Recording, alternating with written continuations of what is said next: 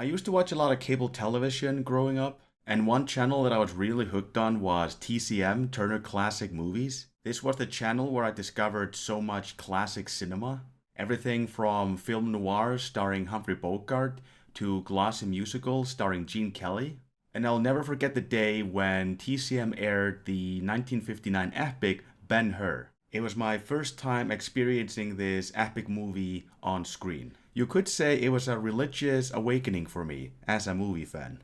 But TCM was not strictly about showing all the classic movies. They also showed some more obscure stuff. For example, I had no idea Elvis Presley actually acted in movies until TCM aired some of his films. So today's review is going to be about one of those obscure relics that I discovered one day on TCM. It's a movie that's been living rent-free in my head ever since. And ever since I decided to review movies here on YouTube, I knew that this is one movie I needed to cross off my list. It's a little 1961 MGM produced comedy called Bachelor in Paradise. When she sighs and her baby blue eyes embrace your face. Starring Bob Hope and Lana Turner, Bachelor in Paradise is an American romantic comedy about a best-selling author who takes up residence in a charming little suburbia aptly named Paradise Village. But upon his arrival, hijinks and shenanigans quickly ensue, and before you know it, there's trouble brewing in paradise. Now you're probably wondering, why is it that this movie, of all movies, has managed to live rent-free in my head after all this time? Well, there are two reasons. For one, this movie was my introduction to legendary comedian Bob Hope, who has an illustrious career doing everything from vaudeville, Broadway, radio, TV. In Hollywood, he was known for doing a series of road movies alongside Bing Crosby and Dorothy Lamour. And he seems to be fondly remembered for doing his annual Christmas specials, performing stand-up for the American troops across the globe. He even did a show here in Iceland at one point, back in Christmas of 1955, and I'm sure he found the climate very enjoyable. Yes, sir. This is Bob Hope wishing you a Merry Christmas from Keflavik, Iceland, the Miami Beach of the North. But it's nice to be back here. I first came to Iceland about 10 years ago. Now I come up every year to visit my toes. But this movie has another thing going for it. On a visual level, it's one of the most enchanting movies I've watched. With its dazzling depiction of American suburbia in full CinemaScope glory. So the movie is like a perfect time capsule of like that baby boomer era and post-war Americana and the traditional nuclear family. But before I get ahead of myself, let's take a quick look at the movie itself. Bob Hope plays A.J. Niles, a controversial author who writes spicy novels about different cultures around the world with a special interest in their love lives. At the beginning of the film, we see him in France conducting research for his next book. Then he's called back home to the US. His business manager has taken off with all his earnings, leaving A.J. Niles broke. I just can't believe that Herman Wappinger is dishonest. That man wears piping on his vest. And with the government coming after him due to failed tax returns, A.J. Niles is not allowed to leave the country until his court hearing. So with Niles unable to finish his research in France, Niles' publisher gives him the go-ahead to write a book about how the Americans live instead. And this leads Niles to a quaint little town in San Fernando Valley called Paradise Village. Adopting the pseudonym of Mr. Adams, he meets a woman named Rosemary Howard, played by Lana Turner, and signs a rental lease for one of the houses in Paradise. This is also where he meets Thomas W. Jinson, the founder of Paradise, and he is dumbfounded to learn that Mr. Adams here is actually single and moving to Paradise. They're allowed to, aren't they? Oh, of course they're allowed to. You and your family will... No, I don't have a family. No family. Mr. Adams is a bachelor? Well, don't worry, it's not catching. So it turns out that Paradise Village is very much your typical baby boomer neighborhood. All the men are breadwinner husbands who commute to work every day, and the women of Paradise are all stay-at-home housewives. But most women in Paradise have husbands and children. A lot of families get started that way. So if there's one thing that stands out in a neighborhood like this, it's a bachelor like our main hero. And around here, everyone gets up in the early hours of the day.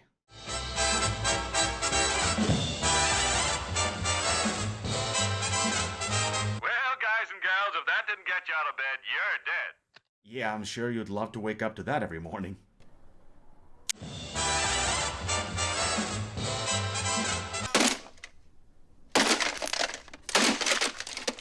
So we see Niles go through his daily routine in Paradise. He does some shopping, meets some of the local people, and in the evening we see him struggling with some basic cooking. Remember that stunt that Jeff Spigoli pulled in Fast Times at Richmond High? You know, ordering pizza right in the middle of class? Am I hallucinating here? Just what in the hell do you think you're doing? Learning about Cuba, having some food. Well, check out what Bob Hope does. He takes a cab to the local diner, then proceeds to eat his dinner right out in the cab. And the reaction from the cab driver is priceless. I can't tell you when I'll be free for the next call. I don't know how fast this nut eats. Yeah.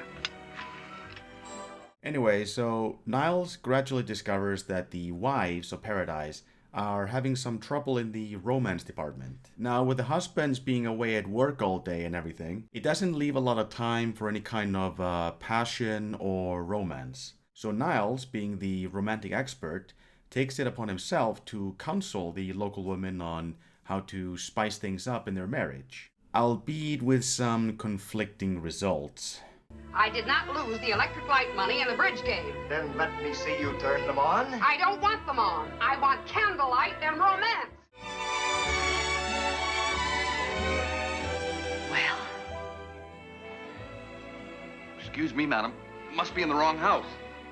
Leyland Quinlaw! It quickly turns out that Niles' foreign notions of lovemaking are not exactly welcome in this insular paradise of America. Some stranger moves in, starts filling my wife with a lot of talk about romantic places and changing her clothes and speaking French. I never did trust that language. Oh, Larry. You just drive down Katharina Street and you'll see women, our ladies, wearing lipstick and dresses during the day.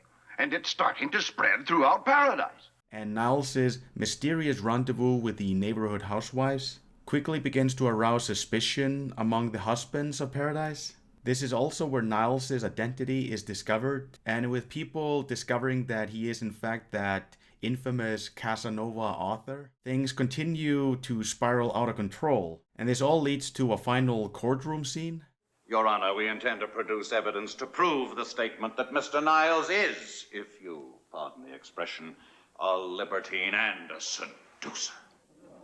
On the whole, Bachelor in Paradise is a somewhat lukewarm comedy. I mean, it's not groundbreaking cinema or anything, and I wouldn't count it among the funniest movies of that era. But like I said, there is just something about this movie. And I love the 60s cultural zeitgeist that's depicted in this movie, the fashion, the cars, the architecture. I remember an online discussion about the movie a long time ago where people were just fawning over that scene in the supermarket, wondering whether supermarkets back in the day were actually this utopian looking. Now, the director of this film, Jack Arnold, has a background in making sci-fi movies. And in Bachelor of Paradise, he manages to put that experience to good use, where he portrays American suburbia as this kind of utopian, otherworldly place. And you can even sense a little bit of that alien invasion, Cold War mentality among the residents of Paradise who are suspicious of outsiders, especially bachelors. But I have to say that the score by Henry Mancini is one of the best things about the film. It gives that movie that sort of seductive quality. The main title song, Bachelor in Paradise, is probably the most iconic part of the film. Singer Anne Margaret did a rendition of the song. When she sighs and her baby blue eyes embrace your face, which received an award, by the way. And more recently, the song was featured in an episode of The Orville. But let's talk about Bob Hope for a second. Now, as far as like legendary Hollywood comedians go, it it can be hard to explain the appeal of someone like Bob Hope to newer audiences. I mean, you can watch movies with Gene Kelly and they have that sort of timeless quality to them because there's a lot of like impressive physical acting on display in those movies. Bob Hope, on the other hand, despite his versatile background in vaudeville and other things, his main stick has always been that of a one-liner comedian, like a cue card comedian who leans heavily on scripted jokes rather than improv. And just for the record, I don't mind movies which are centered around a one-liner comedian. I love, for example, Rodney Dangerfield's Back to School. So let's start by looking at construction costs of our new factory. What's the product? That is immaterial for the purposes of our discussion here, but if it makes you happy, let's say we're making tape recorders. Tape recorders? Are you kidding? The Japs will kill us on a labor course. But it's important to note that Bob Hope's style of comedy focused largely on topical humor, which makes it more dated. Hello, this is Bob. What the hell am I doing in Springfield Hope? Hey, how about that Mayor Quinby? He's some golfer. His golf ball spends more time underwater than Greg Louganis. However, as far as this movie is concerned, Bob Hope's style of comedy actually meshes well with the film's script. Hope made the perfect casting for the character of A.J. Niles. As the sarcastic, sort of everyman who walks into a situation with a condescending sneer on his face and proceeds to deliver a quip or two. That's not pink. That's California coral. Who thinks up all the names for colors in this country? Tennessee Williams? Ah, it's very charming. What do you call this style? Early Disneyland? And there are some legitimately funny jokes to be found throughout this film. Two in particular that actually really made me laugh out loud. What's all that up there? That's Paradise Hills. A new development Mr. Jensen started, but he had to stop work on it for a while. The minute I met him, I said to myself, now here's a man with an arrested development.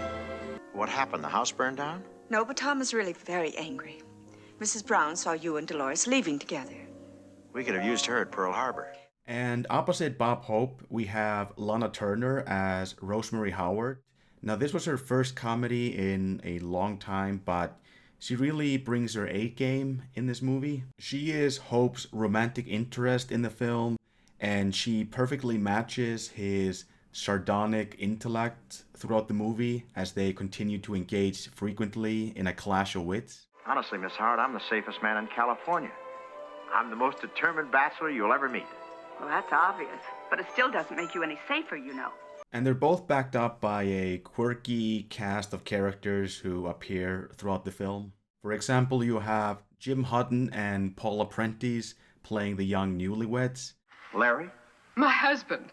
Don't tell me you're married. I better be. I've got 2 children. And I guess the two of them used to be Hollywood's star couple at the time, appearing in several movies together. Now Agnes Moret also has a cameo in the film. She plays the judge in the final courtroom scene, and as I mentioned in my Pollyanna review, I just love Agnes Moret. As an actress, she dominates every scene she appears in.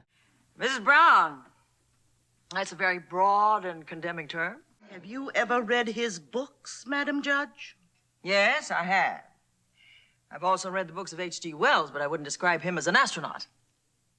So I want to wrap up this review by saying that this movie is a fascinating depiction of post-war Americana where it provides a both nostalgic and satirical look at that period.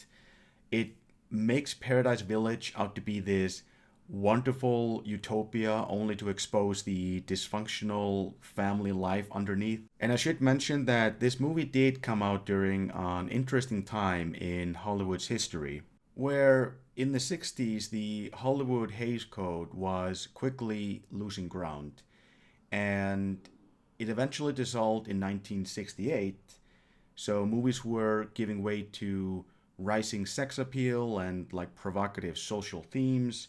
So effectively, Hollywood's golden age was coming to an end, eventually culminating in the new Hollywood we know today. So, final conclusion, do I think this movie is worth checking out? Well, if you're on the lookout for your first, like, Bob Hope movie, you could do a lot worse than this film. But even then, I'd say it's worth checking just for the visuals alone. If you have an interest in the 60s time period and that whole post-war period in America. So if you're in the mood for a kind of wacky but easygoing suburban comedy, then this one is definitely right up your alley. So you've been telling me for an hour. I'm convinced.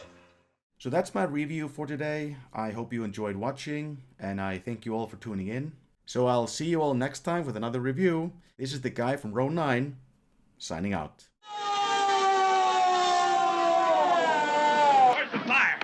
No fire. What did you call us for? Well, if I hollered soap, who'd come?